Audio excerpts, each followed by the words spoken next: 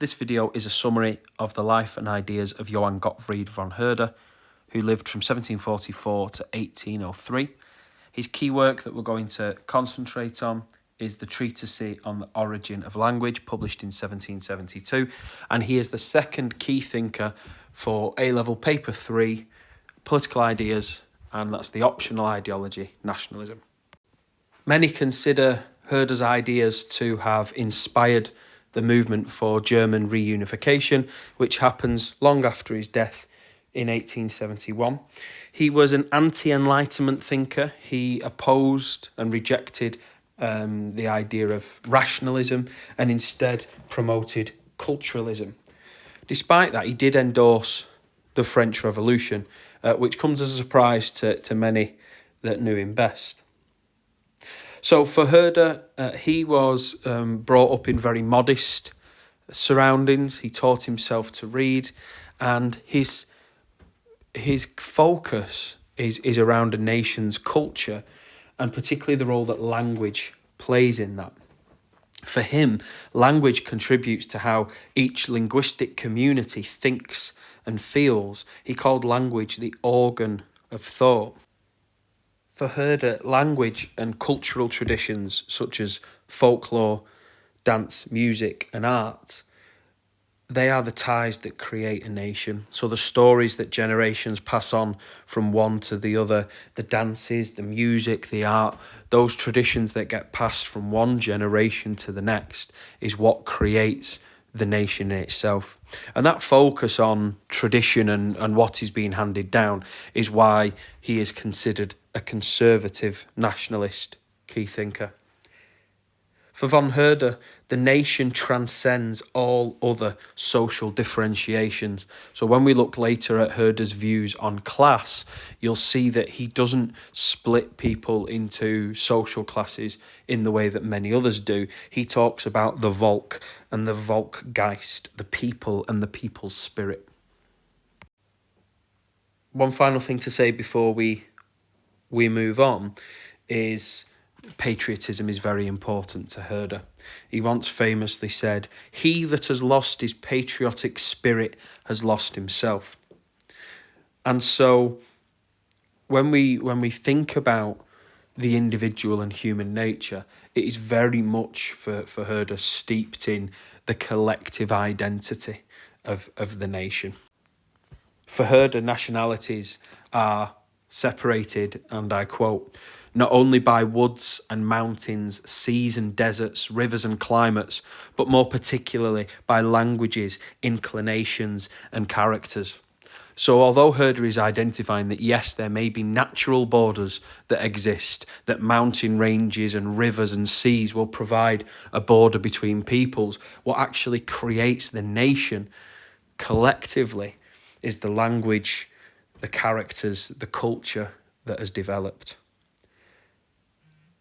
One thing Herder focuses on is that a nation's culture itself cannot be expressed through a foreign language.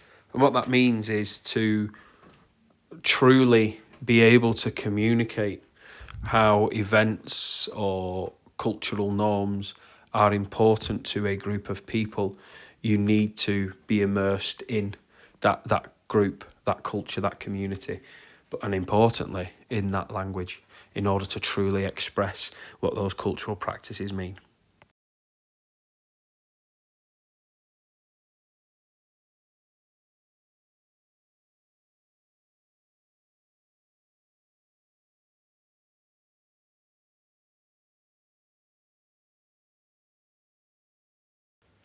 Let's start with human nature then, and Herder. So we come to this idea of Volksgeist, the people and the people's spirit. Herder rejects rationalism and the idea that we are all individuals and we all have those individual skills and talents. He rejects that individualism, and he instead is talking about collective identity. So our own individual identity is part of, sort of adds up to the sum of a collective identity of a wider cultural group that shares a common language and a common history. So his view of human nature is very much wrapped up in this idea of the Volksgeist. You can see why he'd reject rationalism and individualism and allowing people to thrive and be different, because his view of culturalism is that our own identity is the product of the culture that we have been born into and grown up into. And it is those nations, that shared heritage, that gives us that identity. We'll move on now to the state. And again, it's very much linked to his focus on culture and cultural and linguistic heritage. Now, the state should base itself upon that based cultural and linguistic heritage. And it should be an expression rather than a creation of culture. And again, that's why Herder is very much seen as a conservative nationalist, because the state's role is to express the cultural identity that already exists rather than trying or appearing to create an identity. Herder, as well, as part of this rejection of rationalism, rejects the concept of a social contract. He refers to it as a false notion. So he's very much in opposition to Enlightenment thinking and the ideas that underpinned liberalism. And just like conservatism was a reaction to the Enlightenment and to liberal thinking, so is Herder's nationalism. It's very much wrapped up in his own brand of conservatism. Okay, let's talk about Herder on society. And the big idea is the Volksgeist, the people's spirit. He says, and I quote, the king belongs to this class as well as the peasant. So the key dividing line for Herder when it comes to society is not necessarily social class and wealth and whether you own property or not. The key dividing line for Herder is your language and cultural traditions. Now, this idea of a Volk is going to be taken and manipulated by the Nazi government of the 1930s. And it's ironic because a lot of Herder's intentions are twisted and manipulated, and things are done in the name of the Volk in 1930s Germany that would have horrified von Herder.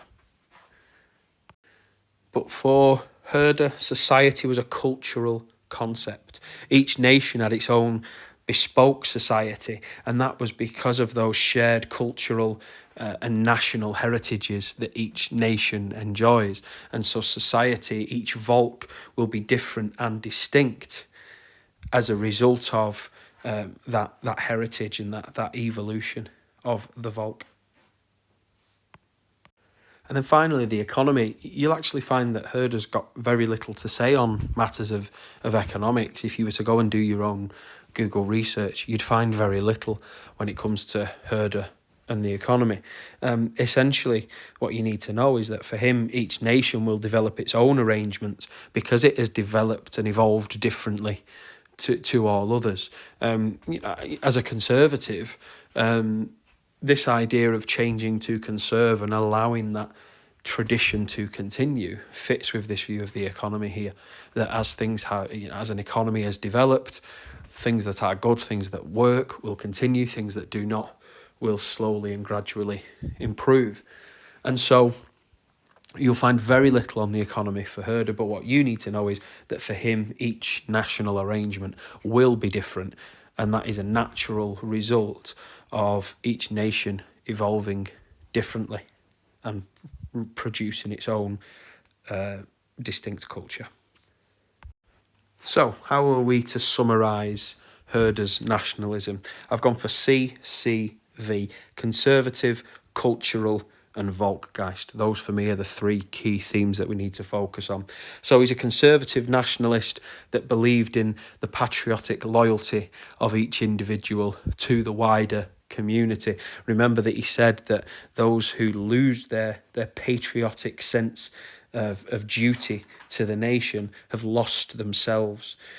So conservatism and patriotism are important to him. And of course, cultural nationalism and the importance of language and a shared history that bind a people together.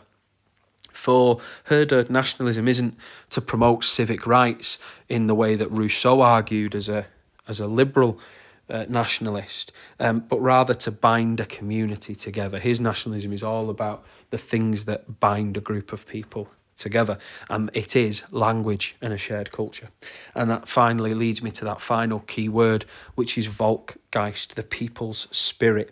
This predates the state, and so the nation will naturally evolve to reflect the Volksgeist. It will be an expression of the nation's heritage. It will not seek to create culture and heritage, but express what already exists, because the Volksgeist predates the state.